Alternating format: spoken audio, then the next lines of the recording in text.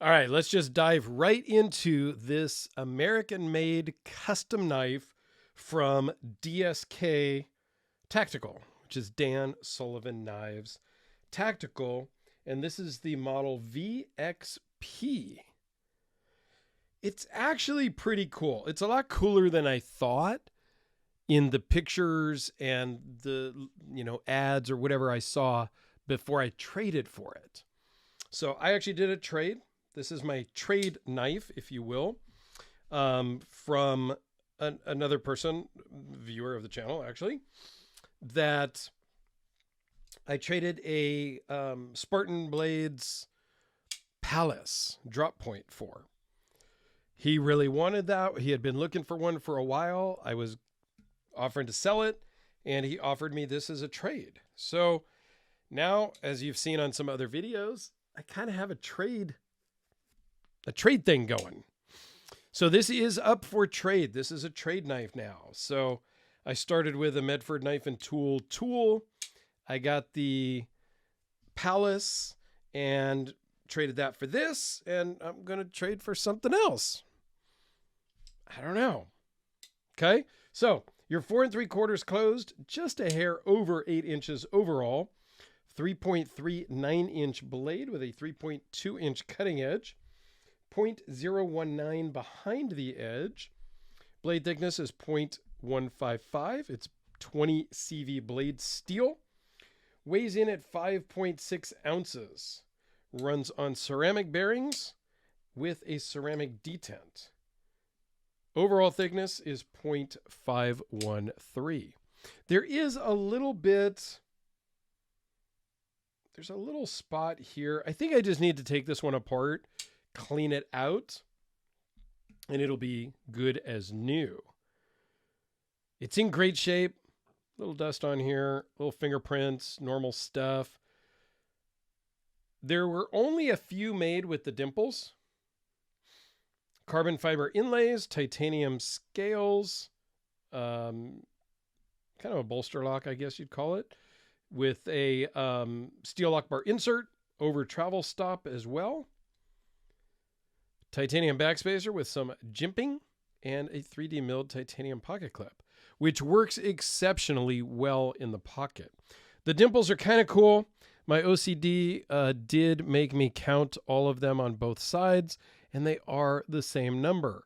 They're not in exactly the same location because, well, you've got the lock bar cutout and, so they're a little bit different orientation, which even my OCD kind of understands and can accept. But all in all, this is actually, it's a lot more fidgety than I thought it was going to be. Wharncliffe blades are not really my thing, but this one could get a lot of work done. There's a lot of utilitarian uses behind this blade shape, for sure. The action on it is fantastic. The pivot was a little bit loose when I got it. There was a slight amount of blade play. It's super solid now, so I just tweaked on that ever so slightly, and it was back to new. I love the jimping on the flipper tab. It works great, super comfortable, and it just fires out. Can't say too much good stuff about this. The fuller is not deep enough to really get your thumb in or reverse flick it either. You can almost reverse, well, I guess you can if you really try. But I have to kind of position my hand right.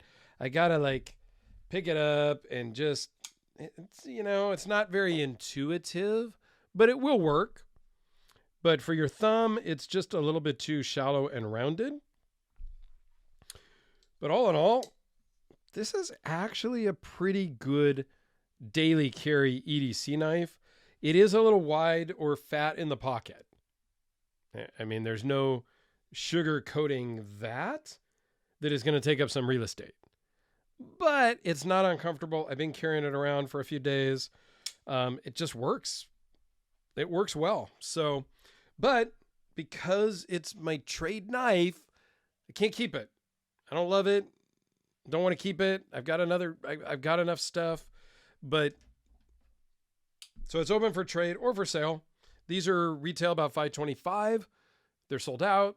So if you're interested in buying or trading for something, that's kind of their price range.